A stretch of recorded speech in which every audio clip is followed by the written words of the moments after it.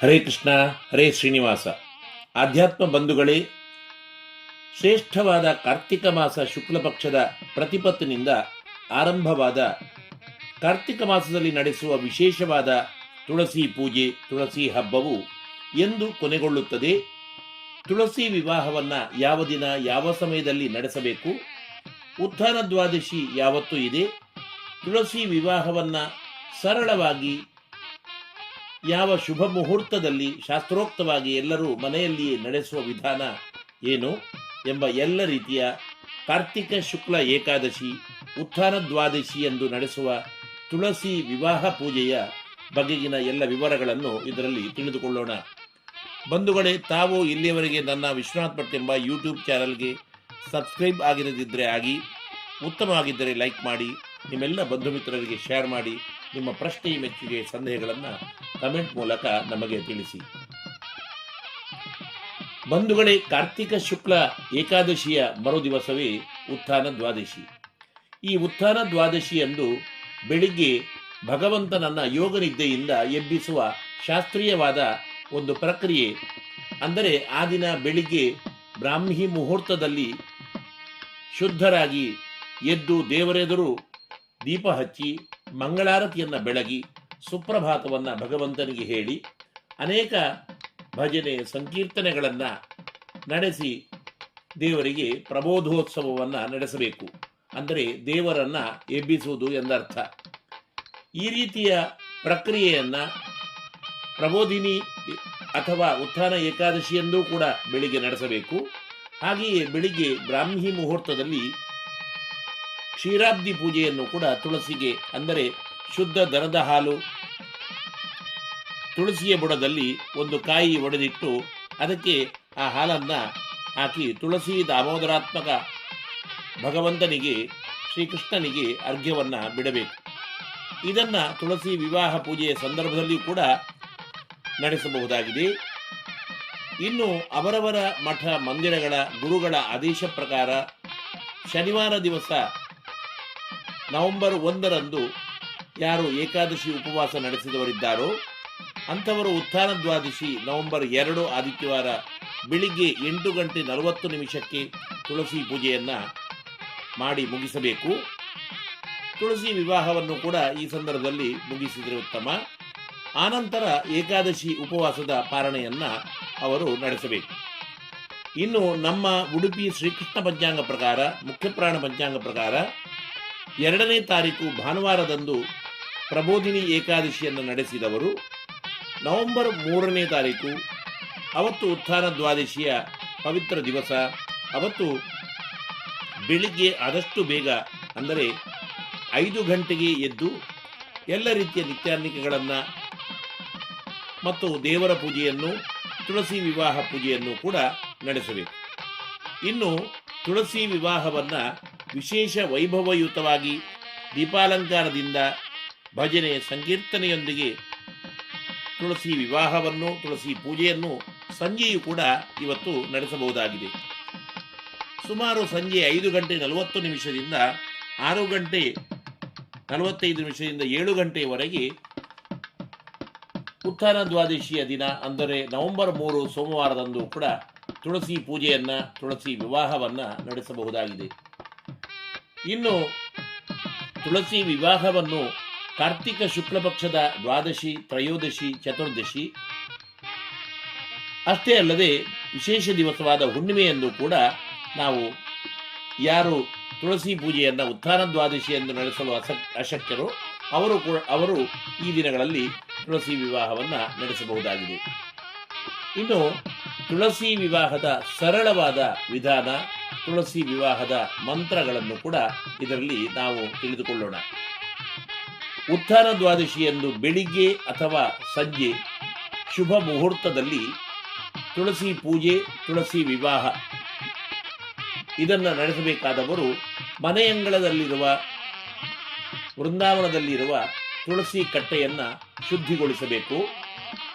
ಇನ್ನು ಪೇಟೆ ಪ್ರದೇಶದಲ್ಲಿ, ನಗರ ಪ್ರದೇಶದಲ್ಲಿ ಇರುವವರು ಹೊರಗಡೆ ಇರುವ ತುಳಸಿ ಗಿಡವನ್ನು ಒಳಗೆ ತಂದು ಮನೆಯಲ್ಲಿಟ್ಟು ಉತ್ತಮವಾದ ಶಂಖ ಚಕ್ರಾದಿ ರಂಗೋಲಿಗಳನ್ನು ತುಳಸಿ ಗಿಡದ ತುಳಸಿ ಕಟ್ಟೆಯ ತುಳಸಿ ವೃಂದಾವನದ ಸುತ್ತ ಬರೆದು ಕಾರ್ತಿಕ ದಾಮೋದರನಿಗೆ ಅತ್ಯಂತ ಪ್ರಿಯವಾದ ಧಾತ್ರಿ ಗಿಡ ಅಂದರೆ ನೆಲ್ಲಿಕಾಯಿ ವೃಕ್ಷದ ಗೆಲ್ಲೊಂದನ್ನು ತಂದು ತುಳಸಿ ಬುಡದಲ್ಲಿ ನೆಟ್ಟು ಸುಂದರವಾದ ಹೂವಿನ ಮಂಟಪವನ್ನು ಯಥಾಸಾಧ್ಯ ನಿರ್ಮಾಣ ಮಾಡಿಕೊಂಡು ಸುತ್ತ ನೆಲ್ಲಿಕಾಯಿಗಳ ತುಪ್ಪದ ದೀಪಗಳನ್ನು ಹಚ್ಚಿಟ್ಟು ತುಳಸಿ ವಿವಾಹದ ಸಾಮಗ್ರಿಗಳಾದ ಹಳದಿ, ಕುಂಕುಮ, ಗಂಧ, ಚಂದನ, ಅರಶಿನದ ತುಂಡುಗಳು ಮತ್ತು 2 ಹೂಮಾಲೆ, ಮಂಗಲಸೂತ್ರ, ಗೆಜ್ಜೆ ವಸ್ತ್ರ, ಬಳೆ, ಸೀರೆ, ರವಕೆ ಗಣ, ಯಜ್ಞೋಪವೀತ, ಗೋಪೀಚಂದನ, ಆ ಶ್ರೀಕೃಷ್ಣನಿಗೆ ಭಗವಂತನಿಗೆ ಹೊಸ ಬಟ್ಟೆ, ಪೀತಾಂಬರ, ಇನ್ನು ಅಂತರ್ಪಟ ಹಿಡಿಯಲು ಒಂದು ಹೊಸ ಬಟ್ಟೆ, ಶ್ರೀಕೃಷ್ಣನ ಮೂರ್ತಿ ಅಥವಾ ಫೋಟೋ, ನೈವೇದ್ಯಕ್ಕೆ ಬೇಕಾದ ವಸ್ತುಗಳನ್ನು ಅಕ್ಕಿ, ಕಾಯಿ, ಎಲೆ ಅಡಿಕೆ, ಪೂಜಾ ಪಾತ್ರೆಗಳನ್ನು ಕೂಡ ಮೊದಲೇ ಸಿದ್ಧ ಮಾಡಿಕೊಂಡು ಶುದ್ಧ ವಸ್ತ್ರವನ್ನು ಧರಿಸಿ ತುಳಸಿ ದೇವಿಯ ಎದುರುಗಡೆ ಕುಳಿತು ಆಚಮನೆಯನ್ನ ಮಾಡಿ ಸಂಕಲ್ಪ ಮಾಡಿಕೊಳ್ಳಬೇಕು. ಸಂಕಲ್ಪದ ಮಂತ್ರ ಹೀಗಿದೆ: ಕಾರ್ತಿಕ ಮಾಸೆ ತುಳಸಿ ದೇವಿಯಾಹ ಪೂಜಾಪೂರ್ವಕ ತುಳಸಿ ದಾಮೋದರ ವಿವಾಹಾಖ್ಯಂ ಕರ್ಮ ಕರಿಷ್ಯೆ ಎಂದು ತುಳಸಿ ಪೂಜೆಯ ತುಳಸಿ ವಿವಾಹದ ಸಂಕಲ್ಪವನ್ನು ಮಾಡಿಕೊಂಡು ಶ್ರೀಕೃಷ್ಣನ ಫೋಟೋಗೆ ಗಂಧ, ಕುಂಕುಮ, ಹೂಮಾಲೆಗಳನ್ನು ಹಾಕಿ, ಇನ್ನು ಮನೆಯಲ್ಲಿ ಶಾಲಿಗ್ರಾಮ ಇರುವವರು ಶಾಲಿಗ್ರಾಮಕ್ಕೆ ಪಂಚಾಮೃತ ಅಭಿಷೇಕಗಳನ್ನು ನಡೆಸಿ ಭಗವಂತನಾದ ದಾಮೋದರ ರೂಪಿ ಶ್ರೀಕೃಷ್ಣನನ್ನ ಆವಾಹನೆ ಮಾಡಿಕೊಳ್ಳಬೇಕು. ಕೃಷ್ಣಾಯ ವಾಸುದೇವಾಯ ಹರೆಯೇ ಪರಮಾತ್ಮನೇ ಪ್ರಣತಃ ಕ್ಲೇಶನಾಶಾಯ ಗೋವಿಂದಾಯ ನಮೋ ನಮಃ ಎಂದು ದಾಮೋದರ ರೂಪಿ ಶ್ರೀಕೃಷ್ಣನನ್ನ ಫೋಟೋ, ಶಾಲಿಗ್ರಾಮ ಅಥವಾ ಮೂರ್ತಿಯ ಮೇಲೆ ಆವಾಹನೆ ಮಾಡಿದ ನಂತರ ತುಳಸಿ ಮಾತೆಯನ್ನು ಕೂಡ ಆವಾಹನೆ ಮಾಡಿಕೊಳ್ಳಬೇಕು. ತುಳಸಿ ದೇವಿಯ ಧ್ಯಾನ ಮಂತ್ರ ಹೀಗಿದೆ: ಪ್ರಸೀದ ತುಳಸೀ ದೇವಿ, ಪ್ರಸೀದ ಹರಿವಲ್ಲಭೆ, ಕ್ಷೀರೋದ ಮಥನೋದ್ಭೂತೆ, ತುಳಸಿ ತ್ವಾಂ ನಮಾಮ್ಯಹಂ ಎಂಬ ಮಂತ್ರದೊಂದಿಗೆ ತುಳಸಿಗೆ ಅಕ್ಷತೆಯನ್ನು ಹಾಕಿ ಆವಾಹನೆ ಮಾಡಿಕೊಳ್ಳಬೇಕು. ಹೀಗೆ ತುಳಸಿ ಮತ್ತು ದಾಮೋದರಾತ್ಮಕನಾದ ಶ್ರೀಕೃಷ್ಣನನ್ನ ಆವಾಹನೆ ಮಾಡಿದ ನಂತರ ಗಂಧ, ಚಂದನ, ಅರಶಿನ, ಕುಂಕುಮ,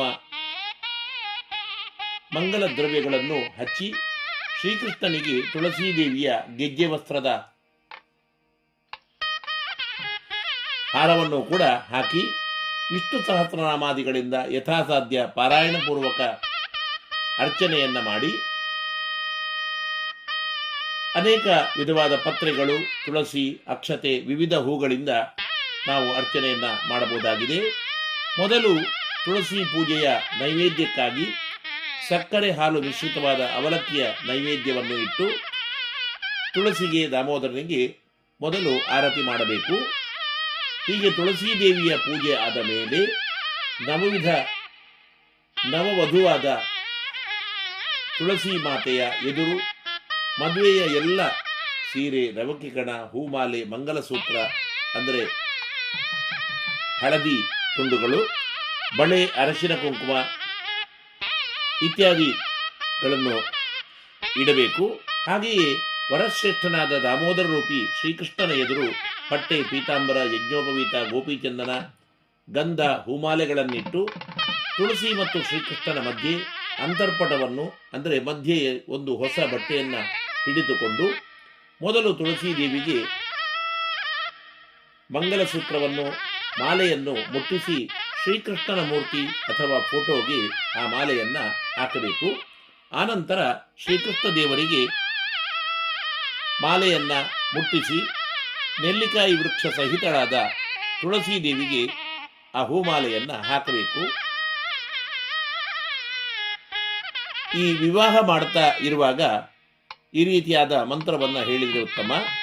ನಮಸ್ತುಳಸಿ ಕಲ್ಯಾಣಿ, ನಮೋ ವಿಷ್ಣುಪ್ರಿಯೇ ಶುಭೆ, ನಮೋ ಮೋಕ್ಷಪ್ರದೇ ದೇವಿ, ತುಳಸಿ ತ್ವಾಂ ನಮಾಮ್ಯಹಂ, ಕೃಷ್ಣಾಯ ಯಾದವೇಂದ್ರಾಯ ಜ್ಞಾನಮುದ್ರಾಯ ಯೋಗಿನೇ, ನಾಥಾಯ ರುಕ್ಮಿಣೀಶಾಯ ನಮೋ ವೇದಾಂತ ವೇದಿನೇ ಎಂಬ 2 ಮಂತ್ರಗಳನ್ನು ನವವಧು ವರರಾದ ತುಳಸಿ ಮತ್ತು ದಾಮೋದರರಿಗೆ ಅಂದರೆ ಶ್ರೀಕೃಷ್ಣನಿಗೆ ಈ ಮಂತ್ರಗಳನ್ನು ಹೇಳಿ ಪ್ರಾರ್ಥನೆ ಮಾಡಬೇಕು. ಅಕ್ಷತೆಯನ್ನು ಹಾಕಿ ನಮಸ್ಕಾರ ಮಾಡಿದ ನಂತರ ಲಕ್ಷ್ಮೀ ಶೋಭಾನೆ ತುಳಸಿ ಸಂಕೀರ್ತನೆಯೊಂದಿಗೆ ಘಂಟೆ, ಶಂಖ, ತಾಳ, ಮಂಗಲ ವಾದ್ಯಗಳನ್ನು ಮೊಳಗಿಸಿಕೊಂಡು ಈ ವಿವಾಹವನ್ನು ನಡೆಸಬೇಕು. ಆನಂತರ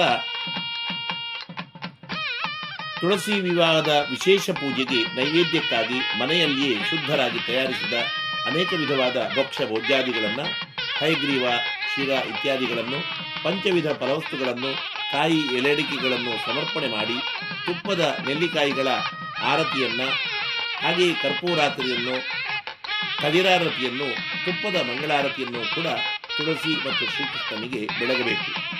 ಈ ರೀತಿಯಾಗಿ ಅತ್ಯಂತ ಸರಳ ರೀತಿಯಿಂದ ಮನೆಯಲ್ಲಿಯೇ ಪ್ರತಿಯೊಬ್ಬರೂ ಕೂಡ ತುಳಸಿ ಪೂಜೆಯನ್ನು ಶಾಸ್ತ್ರೋಕ್ತವಾಗಿ ವೈಭವಯುತವಾಗಿ ತುಳಸಿ ಸಹಿತ ಶ್ರೀಕೃಷ್ಣನ ವಿವಾಹವನ್ನು ನಡೆಸಬಹುದಾಗಿದೆ. ಜಗನ್ಮಾತೆ ಮಹಾಲಕ್ಷ್ಮಿಯ ಪೂರ್ಣ ಸನ್ನಿಧಾನ ಇರುವ ತುಳಸಿ ಮಾತೆಯ ಪ್ರಿಯನಾದ ಭಗವಂತನ ಅನುಗ್ರಹವು ತಮ್ಮ ಮೇಲೆ ಸದಾ ಇರಲಿ ಎನ್ನುತ್ತಾ ನಾನು ವಿರಮಿಸುತ್ತೇನೆ. ಲೋಕಾ ಸಮಸ್ತಾ ಸುಖಿನೋ ಭವಂತು.